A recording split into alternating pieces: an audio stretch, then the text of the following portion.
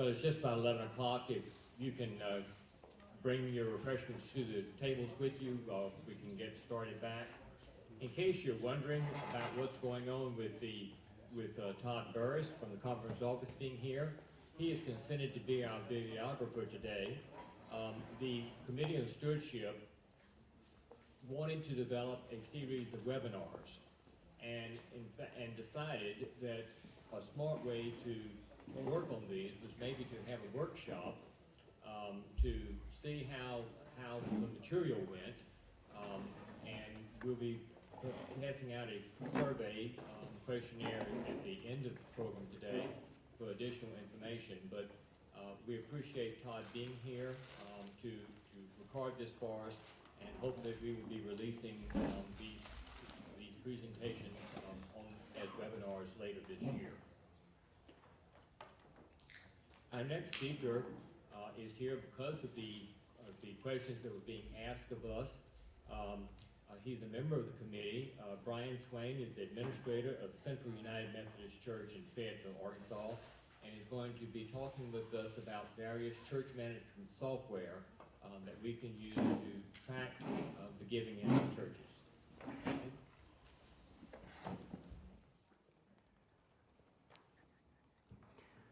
Well, good morning, and I'm glad to be here, and I want to thank all of you for taking the time out of your day to come and be with us this morning to hear about these topics.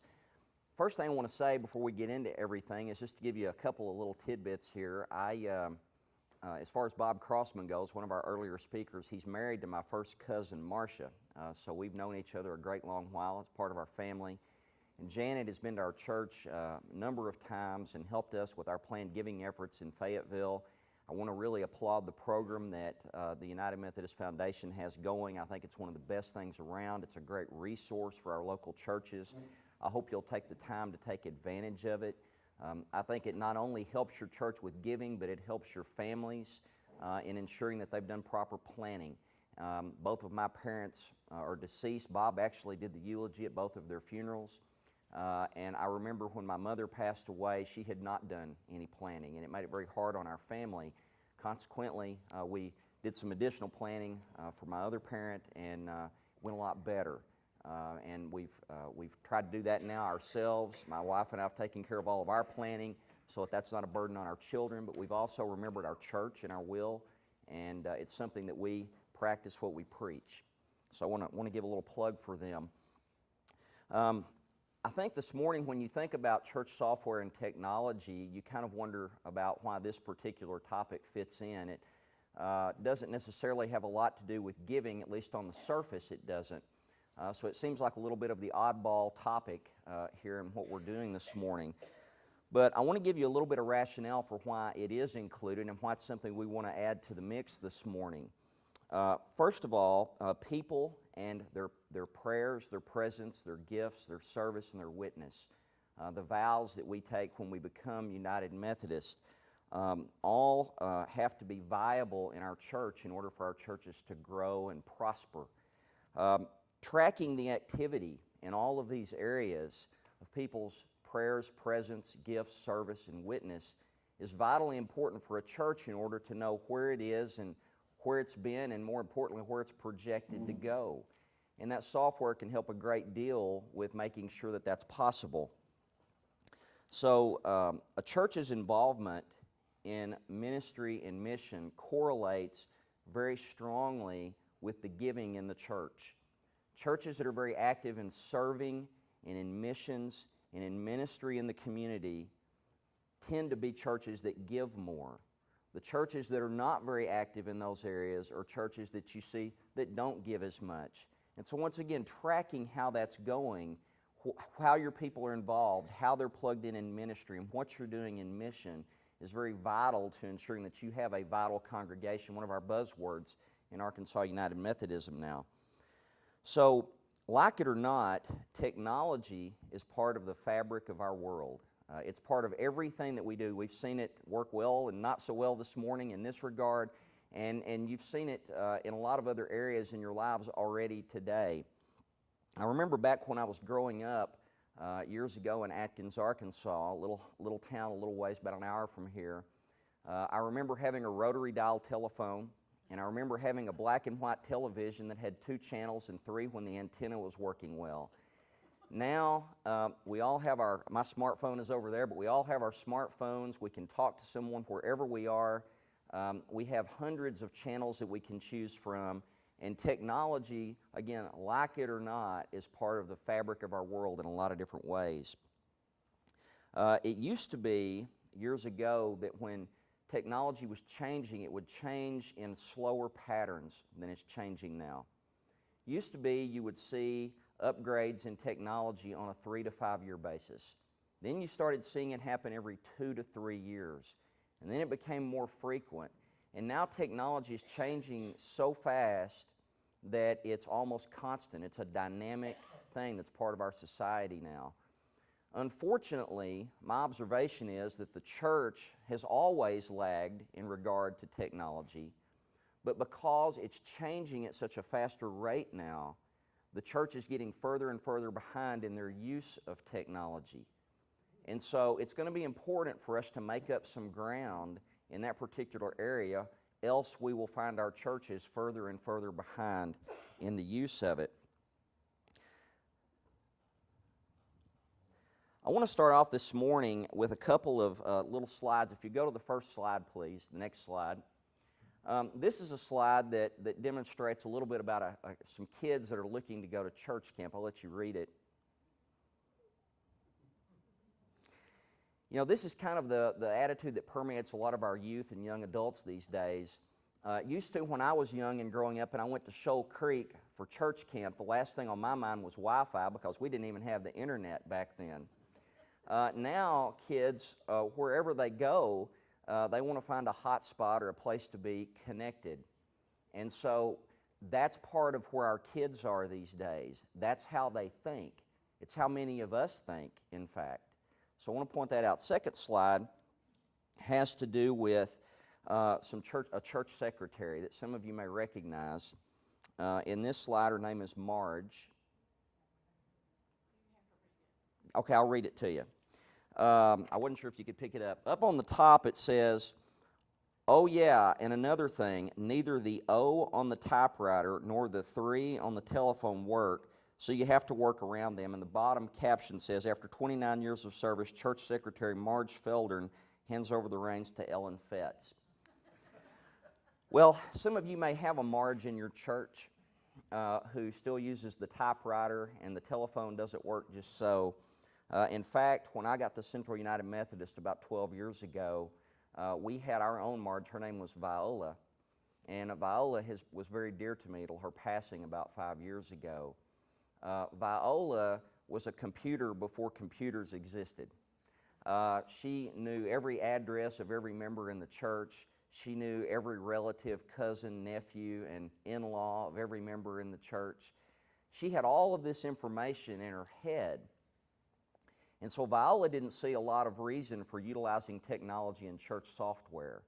One day I took it upon myself, it was my personal mission in life to convince Viola that technology and church software could be helpful to her. So I challenged her to a duel. And so Viola, using her typewriter, was going to fill out a form that I had automated, and I challenged her to see how quickly I could fill this particular form out versus her doing it. Well, needless to say, I won.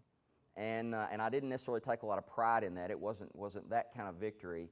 But I took a lot of pride in it in that when Viola finished this particular exercise that we went through, deemed that it was much more important to use technology and church software than she once did.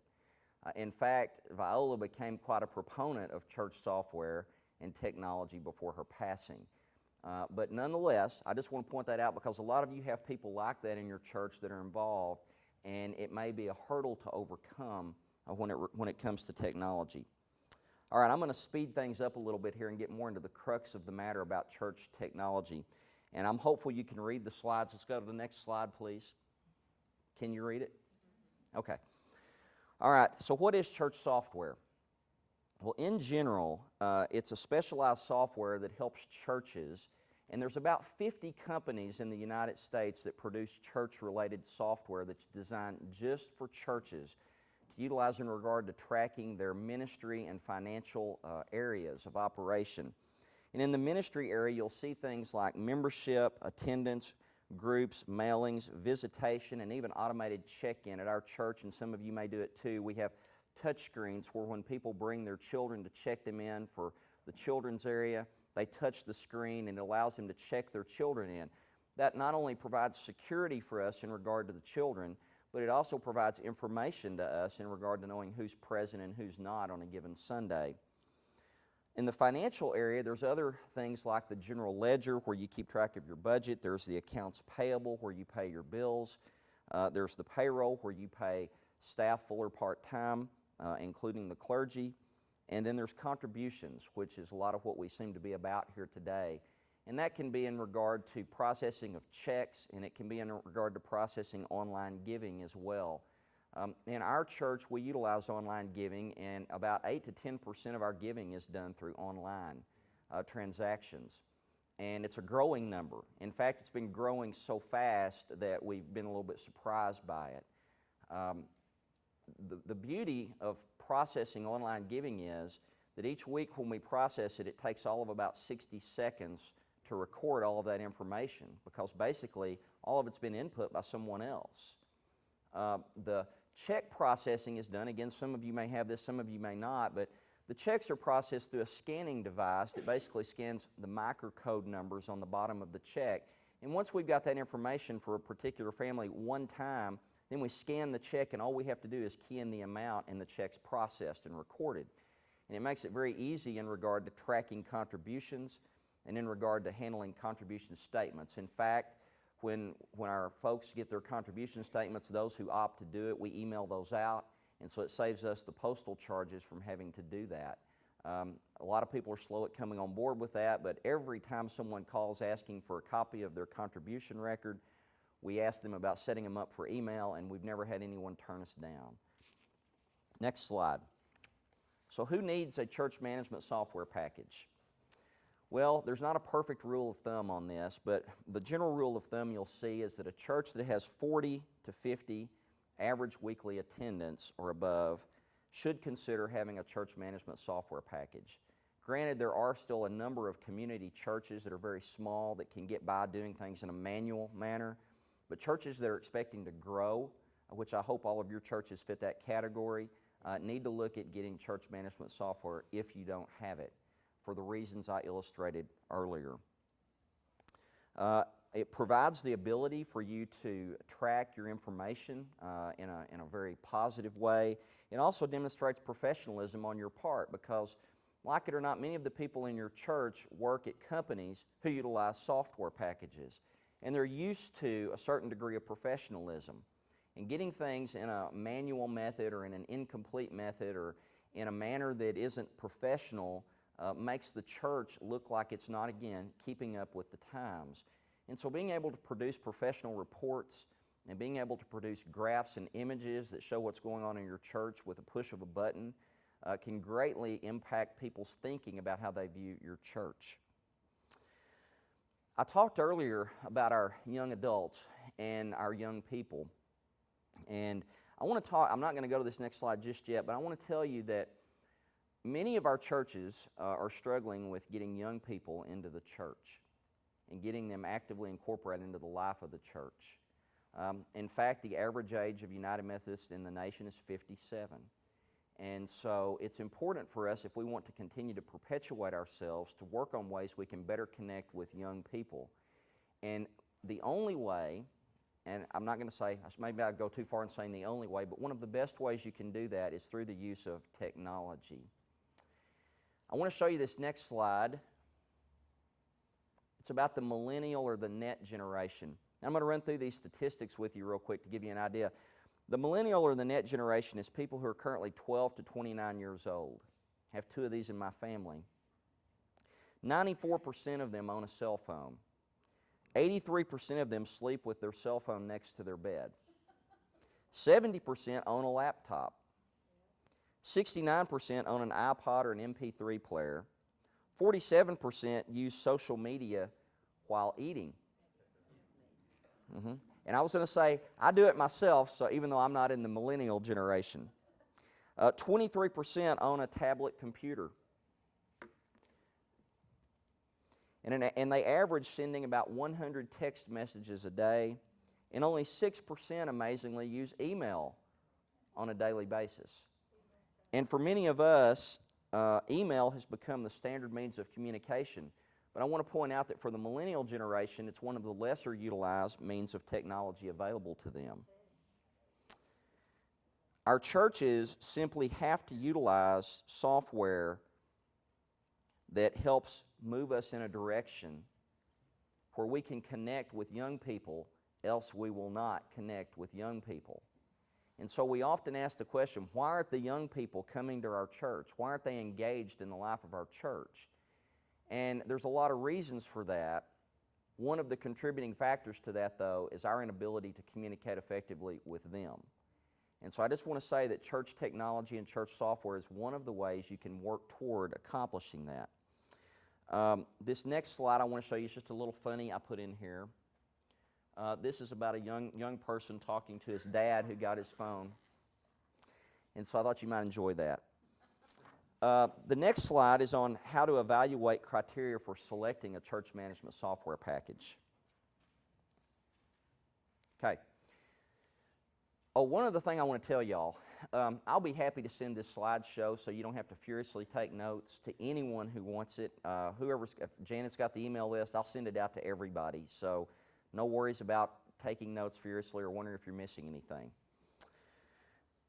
There's a few things that are important to look at when you're selecting a church management software package. One of those is customer service, and that's whether or not the company is well-versed and well-responsive in regard to your needs.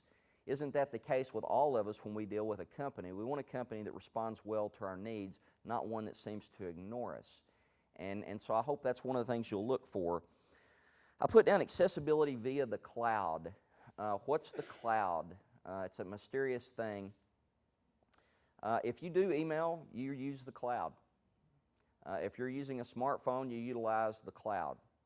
The cloud is basically, when it comes to a church context, not hosting your information on site.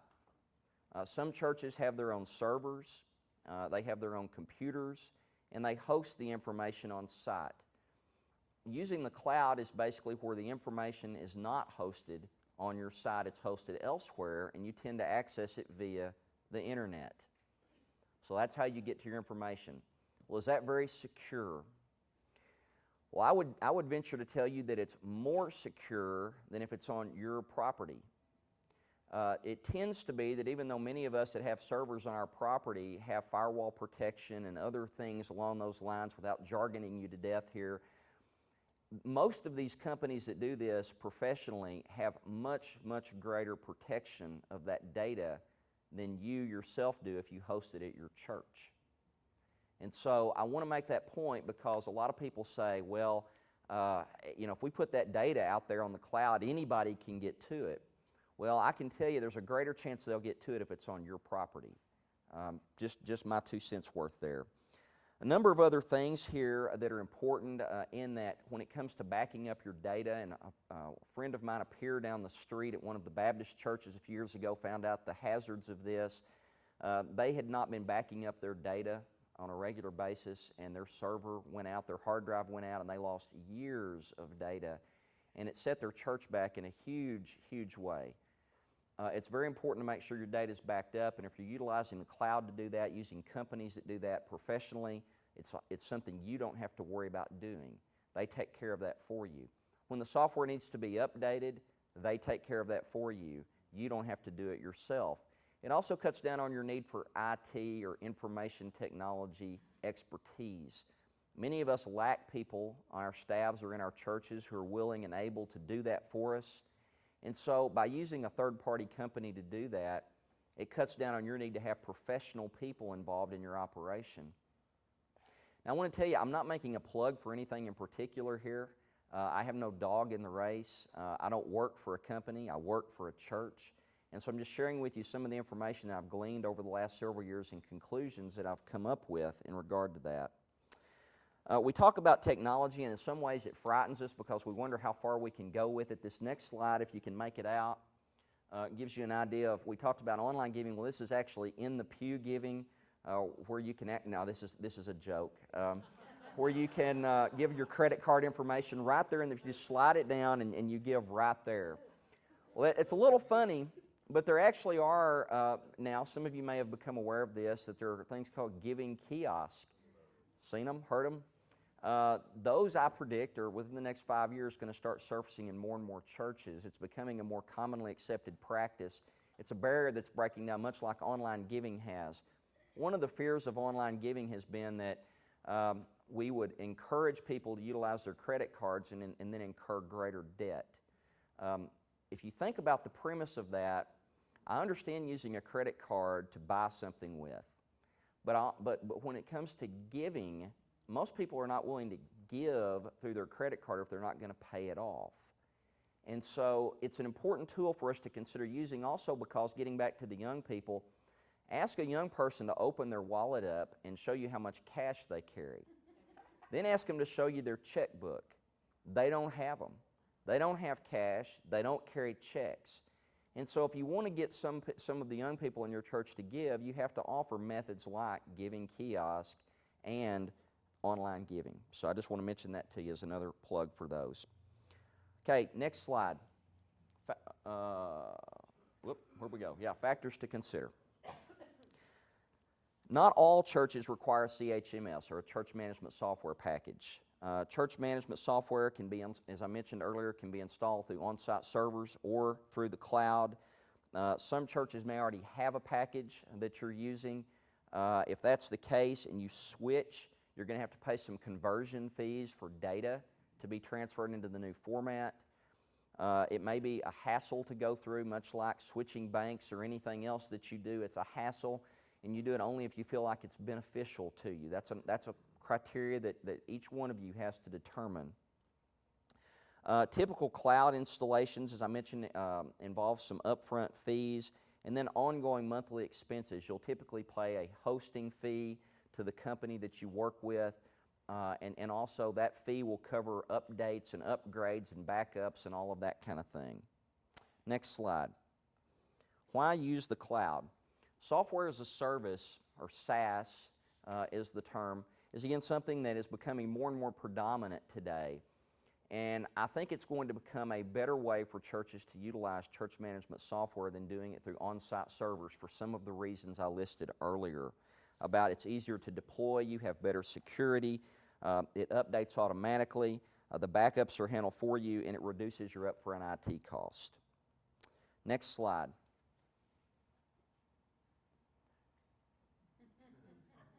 So this is just to show you that there is cloud computing in heaven too. Yeah. All right, next slide. Companies that I recommend. Now let me just again say I have no affiliation with any of these companies. I've reviewed a lot of their software. Again, I'll give you slides that have all this information on it. But there's several companies that I've kind of narrowed down to after doing a pretty extensive review over the past few years. And I've listed those on the slide here. Some of you may use some of these companies, some of you may not. But this list of companies, of the 50 or so that are in the country, represent about 50% of the total usage by churches across the country. So these are some of the bigger players, if you will, in the game. Next slide. How much will it cost? Well, I'm not going to be able to answer that definitively for you because each situation is unique. Most packages, as I mentioned, they have an initial cost and then a monthly or annual cost that goes along with it. Some packages charge, as I mentioned earlier, based on average weekly attendance, and they'll charge based on a range. Depending on which range you're in, the scale goes upward the bigger your church is. Some packages charge based on the modules that are utilized or the different things. You kind of pick and choose a la carte what you want, and they charge you based on what you want. If you don't need it, you don't pay for it. And then some charge based on the package rate plus additional charges for selected optional products. I mentioned automated check-in for many of the packages. That's an optional feature. If you don't have a very large children's area and you can do it in a manual way, then automated check-in may not be something you need. And so then why pay for it? So that's the way a lot of the companies price it. Next slide, examples of cost. I picked a few here to give you an idea. Power Church Online is one of the companies I mentioned that I feel is a very good option for a lot of smaller churches. They tend to charge $455 per year for access to their software, plus a $99 one-time setup fee. Icon CMO is another very outstanding company, very high on them. They charge $330 per year for churches with 100 family units or less, and $440 for churches that have 100 to 250 family units. They also have a payroll module that if you need that, if you have only 1 or 2 staff members, you may not need that. That's $110 per year. Logos is another one I think is very high. It's actually a United Methodist partner through United Methodist Communications, one of our agencies. They have scalable pricing that starts as low as $25 per month. And then the last ones, ACS, Fellowship One, RDS, and Shelby, they can actually cost thousands of dollars. They're some of the bigger players, and they tend to focus on larger market, larger churches, and so their software tends to cost considerably more. All right, the last slide has to do with resources. Where can you get more information? Well, obviously through these websites that'll be in the slides.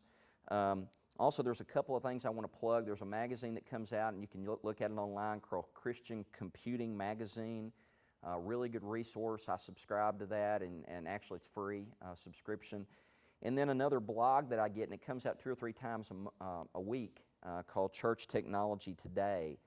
A really good blog that comes out, and it often has information about social media and church management packages and happenings that are going on, and it keeps me up to speed on what's happening. The last thing I'm going to mention is I've been pleased during the past year to be part of the Center for Technology Task Force that was part of our Imagine Ministry program here in Arkansas. And we've been working very, very hard on developing this new Center for Technology. In fact, our hope is within the next few weeks to month, we'll announce who the new executive director for that will be, certainly by the time annual conference arises in June.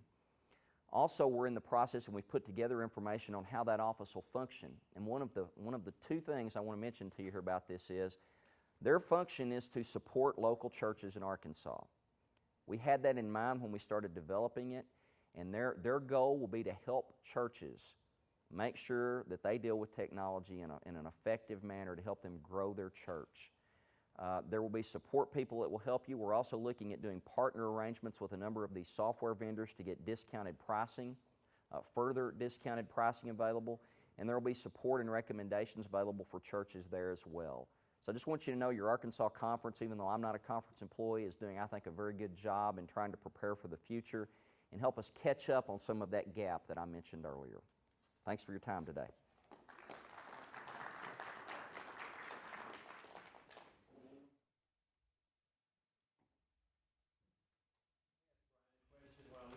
Yes. Oh, Brian, the vital signs that we're gearing into now, is any of these companies tied into that so that they could take that data?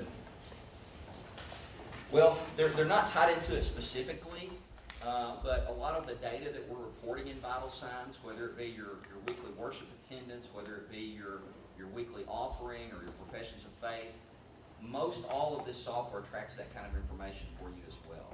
So none are specifically tagged in line with what we're doing through Vital Signs, or what's being done nationally through Vital Signs, but the data that you utilize to report can be tracked through the software. In fact, that's how we do it at my church. All the things we report come through our church management software.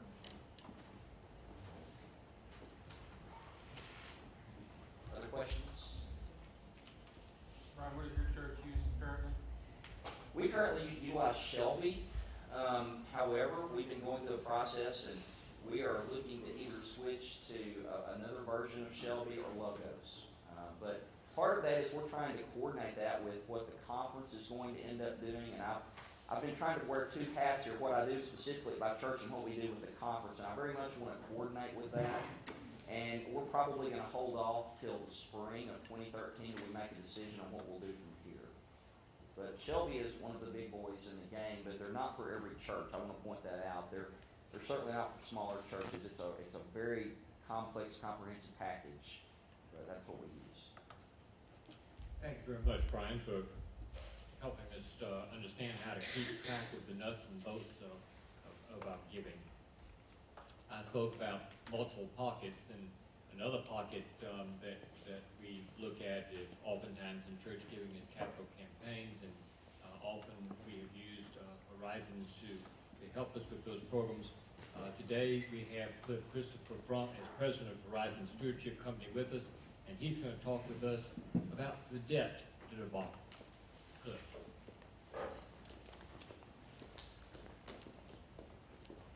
Cliff, you may want to bear that in mind here that put it here on the center table. Right here. Yeah, I apologize for that. No problem, brother.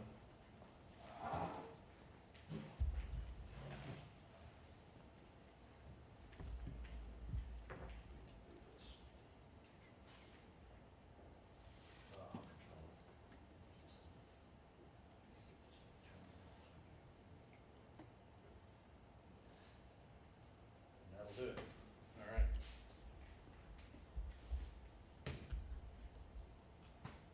I guess I'm on. Am I on? Todd, thank you so much. When I get asked to talk about capital campaigns and what they do, I've noticed that sometimes that takes a couple of hours. And I asked Paul if I could have 2 hours. He said I had 20 minutes. I used to be a pulpit preacher for 20 years, and I didn't pay much attention to 20 minutes then either.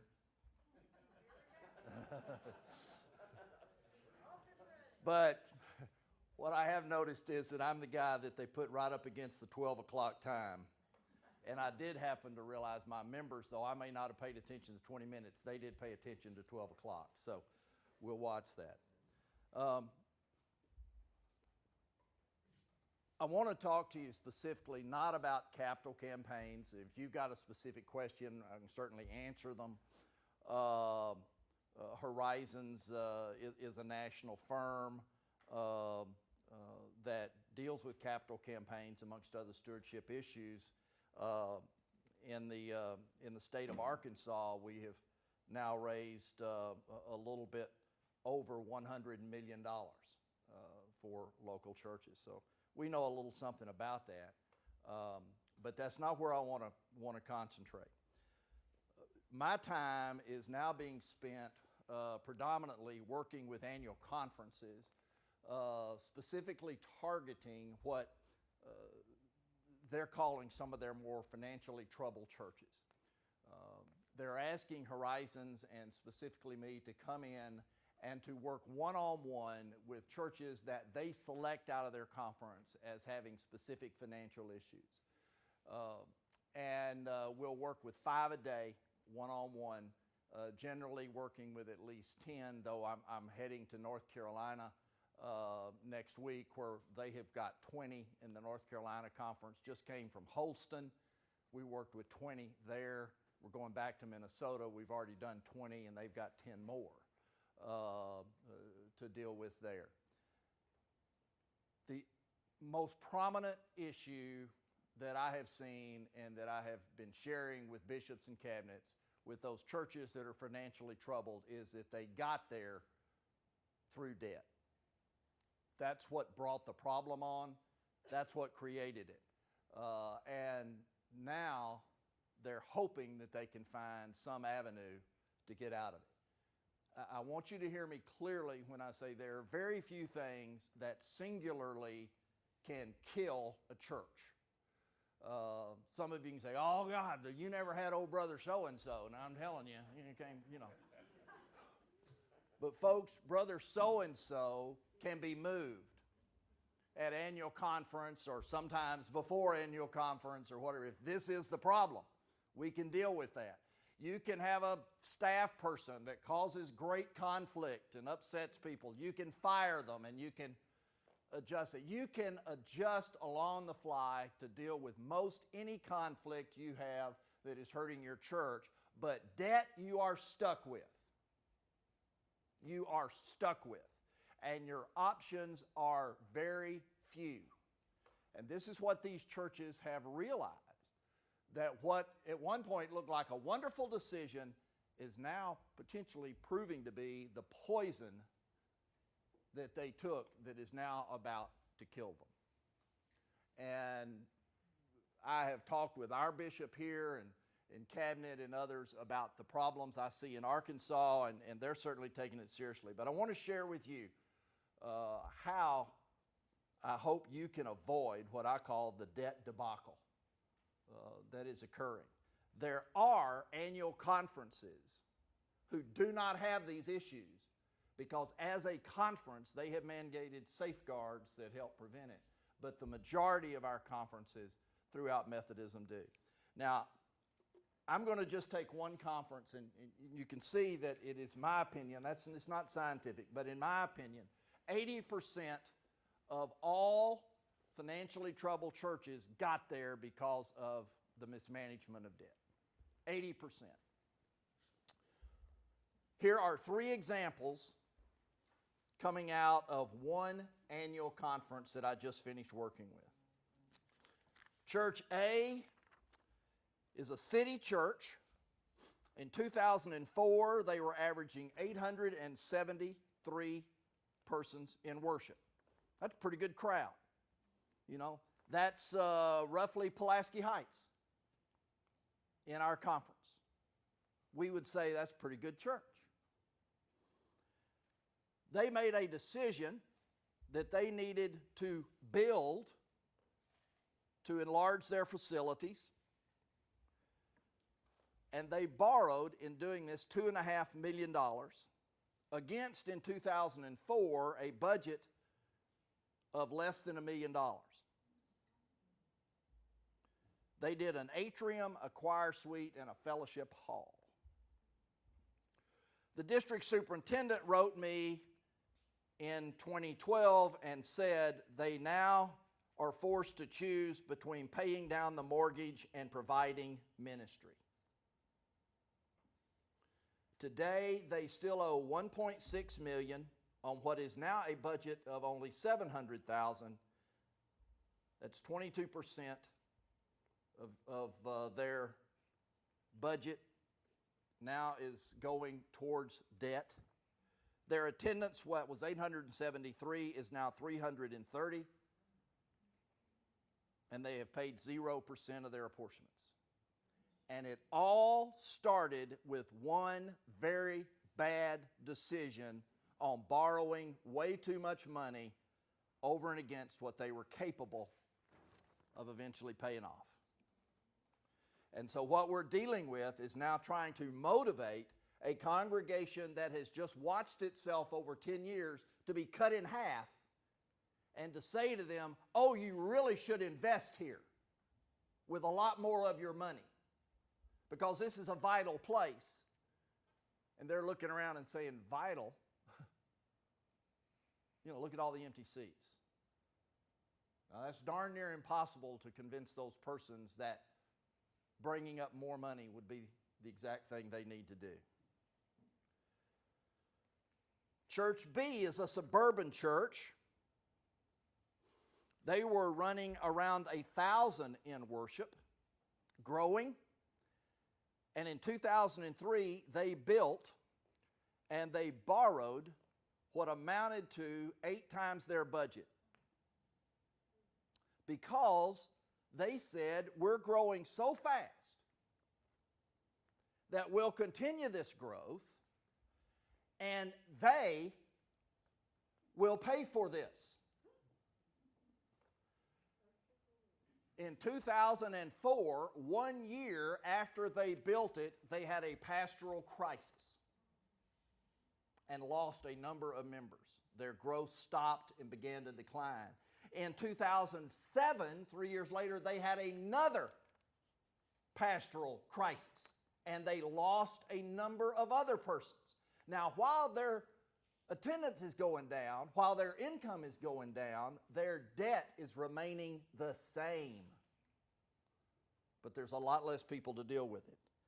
Today, this church that was running 1,000 in 2003 has 270 people. They have a debt of $3 million, a budget of $600,000, They have debt that's 4.5 times their budget. They are paying $256,000 a year in payment. Their budget is $600,000. In 3 years, their debt will still be over $2.5 million. And they're getting smaller every year. They have to do a capital campaign. They have no other means by which they can keep the doors open without it. But the environment to do it in is horrible. And they just lost their largest donor, who simply gave up and moved his membership to a church down the street. Attendance has fallen over 30% in 4 years. They paid 15% of their apportionments. Now, all these are in the same annual conference.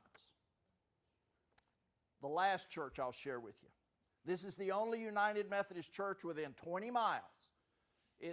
We would call it a county seat church. It's a well-established church in a very good town, and it sits there all by itself, quote, without any significant mainline competition anywhere around it. It's a fast-growing area. It's a very wealthy area. So you look at everything and says, man, this place is just ready to pop. The church was planted in 2002, 10 years old.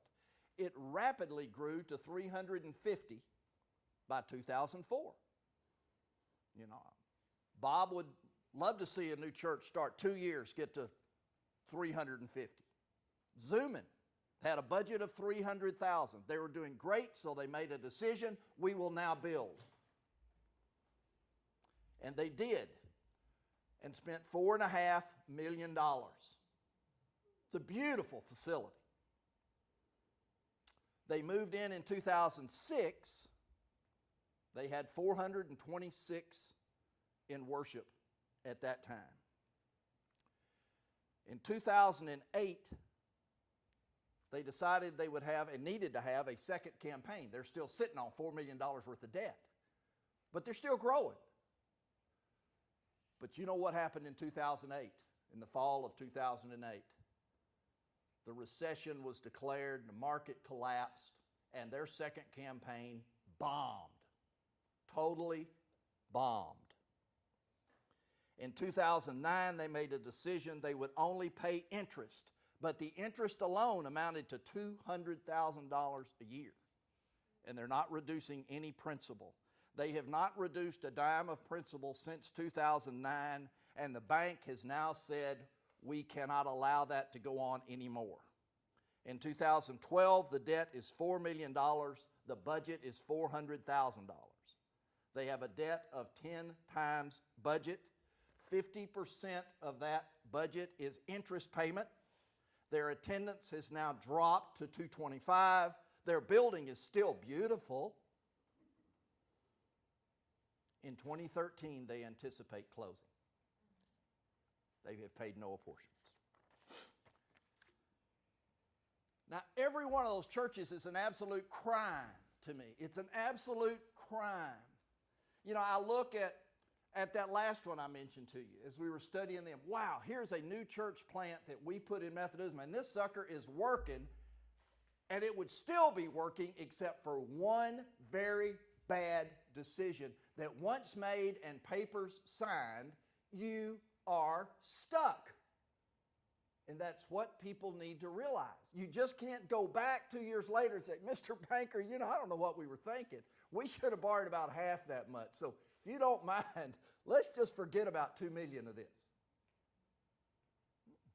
Now, the banks really don't want your building, but they're going to take this building because they know they can get more out of it than just interest.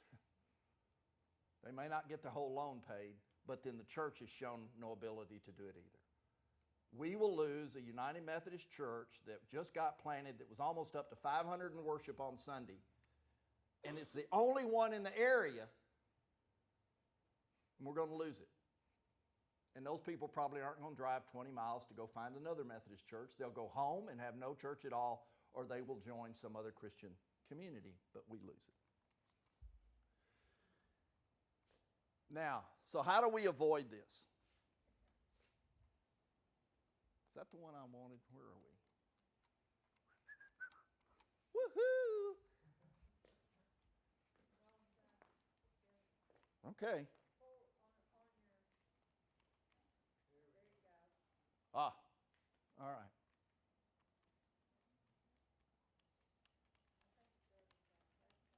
I'm trying both sides.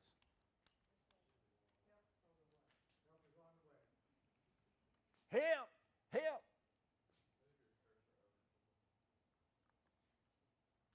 Oh, I can just.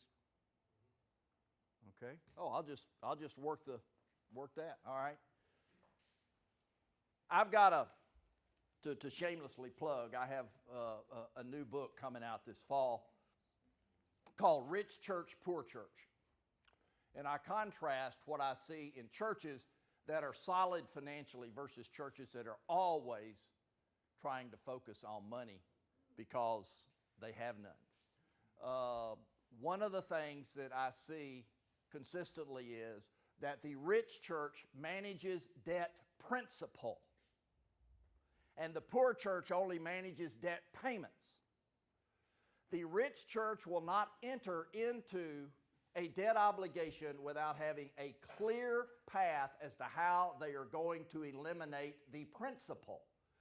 The stories I hear from the poor church are, but we had a campaign and we knew we could make the payments. So they're seeing 3 years down the road and then figuring we'll always just be able, the 3 years from now will be just like now. And that's not so. And they have no real plan for principle. They're just assuming we'll always have the same campaign to make the payments. And as the church, as I told you, had a campaign in 2005, it did great. They came back in 2008 in the middle of the recession, and it collapsed.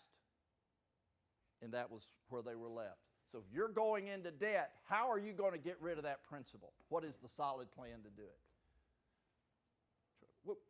The rich church will be able to see the end. We're going to enter into debt here, and we're getting out of it here. Now, if you ask Horizons to do the forecast for you, we will give you a 7-year forecast. We want you out of debt within 7 years.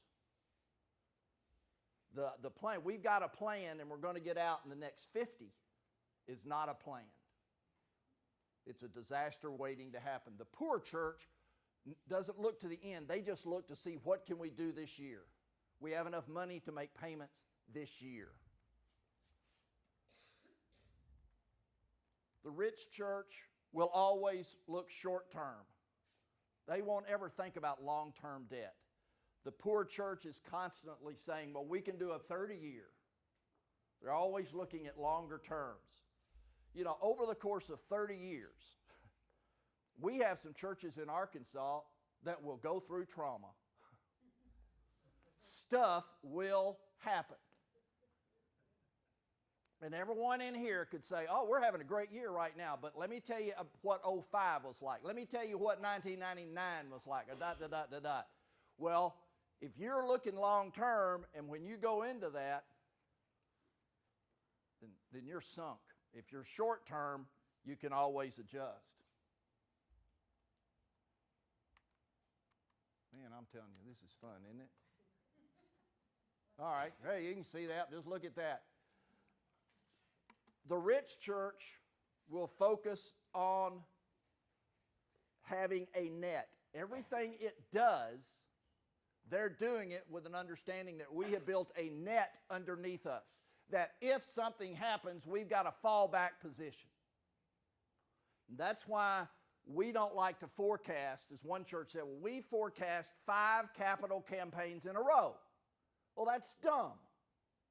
It's just stupid. Because the church I referenced to you in 2008 had to run a campaign, and it was a bad time to do it, but they had no choices.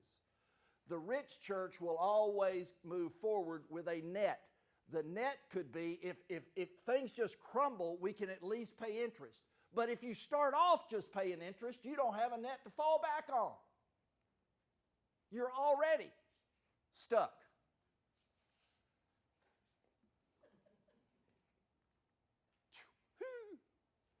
The rich church will have the philosophy of we will do this. And the poor church has a philosophy of they will do this. You hear it? Well, how were you going to do this? Well, we were growing so fast we knew that all the new members would pay for this. That's great if you have them. And you should never build if you can't use some kind of good forecast that you will have them. Why else are you building? But you should always do the forecast with those of us here can and will pay for all of this if we have not one single new pledger. Whew. The rich church will manage its principal, as I said, by never borrowing more than 2 times what they raise. That is your key number. It's not your budget. Here, like, well, how much do you think we ought to borrow over budget or to whatever? The number to really go by is what did you raise in your capital effort? That is a predictor that you can work with. There are some churches capable of raising 2, 3, 4 times budgets. Other churches, 1 times budget. What did you raise the first time out? Never borrow more than 2 times that. The poor church just has the philosophy of if we'll just build it, they will come. Now, I want to contrast for you one bad decision and what it led to. Rich church and the poor church. Got to watch my time. Both of them have $500,000 budgets. Both of them are doing a building project for ministry. So this isn't a debt project. It's well supported. And they both raised $1 million. They raised 2 times their budget. So a good conservative, average response on the capital campaign. They both did the same thing. We're doing good so far. The rich church, though, chose to only borrow 2 times what they raised. So they're borrowing $2 million. But the poor church said, oh man, we wanted to raise more. Well, we'll just go ahead and borrow $1 more million. It's just $1 more million, but it's going to give us those extra children's rooms. And the architect's estimate was a little bit low anyway. So, no problem. We can make our payments. We're just going to borrow another $1 million. In 6 years, this is now after they've had 2 capital campaigns. Both churches had 2 3-year campaigns. The rich church owes a little over $500,000. The poor church owes $1.8 million. All that additional million, nothing was paid on it. It just accrued interest. They decide they're going to pay off in 10 years. We got to get rid of this in 10 years. The rich church has got now a payment of $66,000 a year. The poor church has a payment of $218,000 a year. As a percent of your budget, the rich church is only going to be paying 10% on debt in its budget.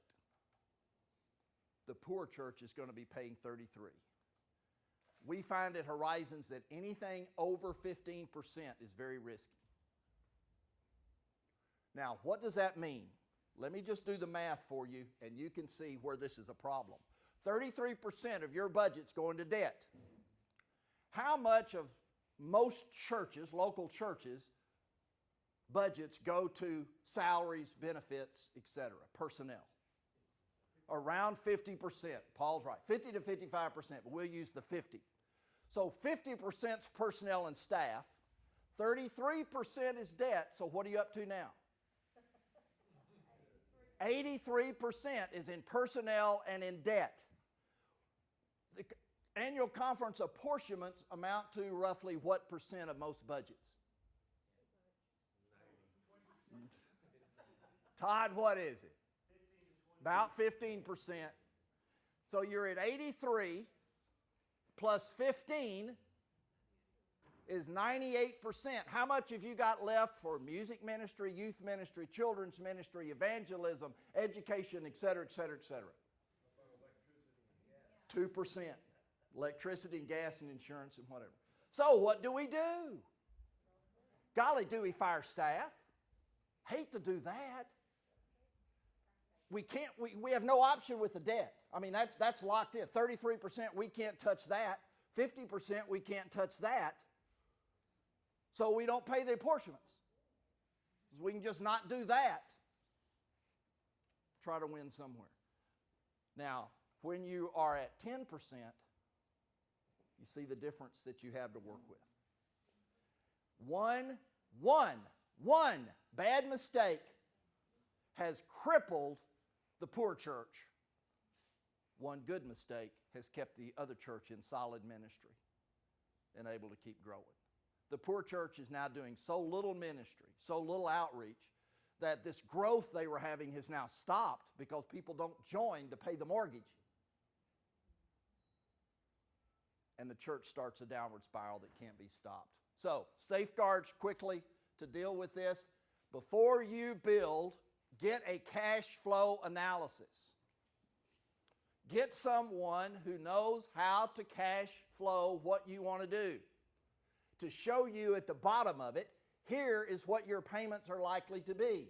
We'll do that for you free of charge. You know, you call up Horizons, we'll tell you the 4 or 5 numbers we need from you, we'll plug it in, we'll mail it to you. It's done. Happy to do it. You know, as one church said, golly, aren't you like a company that wants to do a campaign for us, and we couldn't really do that because it prejudice. We'll take our name off of it, and we'll send it straight to the preacher or whoever you want to go to, and our name won't even be on it to give you advice and counsel. We'll send it to the DS, whoever. We're really not trying to use this as a means to get business, because frankly, churches that are screwed up with this kind of debt, we just soon not work with them. I give up. Ha ha! Never plan on having more than 2 campaigns. You are very safe in your, and that's what we do with our cash flow now. We'll do it. Here's what you'll have at the end of 1 campaign. Here's the second one. We can safely predict the results of 2 campaigns, but I haven't got a clue what might happen with 3, 4, 5. Now, we've done them. Did 5 in a row at Bryant in this conference, but we never predicted that. You predict only no more than 2. So if we're going to pay for this because we're going to keep having all these campaigns, that's a bad financial model. Put Christ over being cool. More churches. Why in the world did you put money? Isn't this cool? Look at what we did. This is so cool. This is so neat. This is like the big church down the street.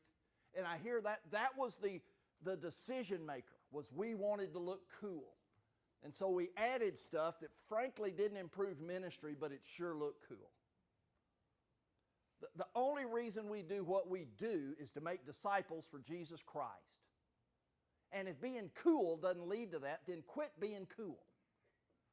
And put your money into what's practical and functional to make disciples. Now, I can't control this, but it's something that I will say. I mean, we got one outgoing DS here anyway. But he ain't for long. We need to start saying in Methodism, the building preacher is going to be the payoff preacher.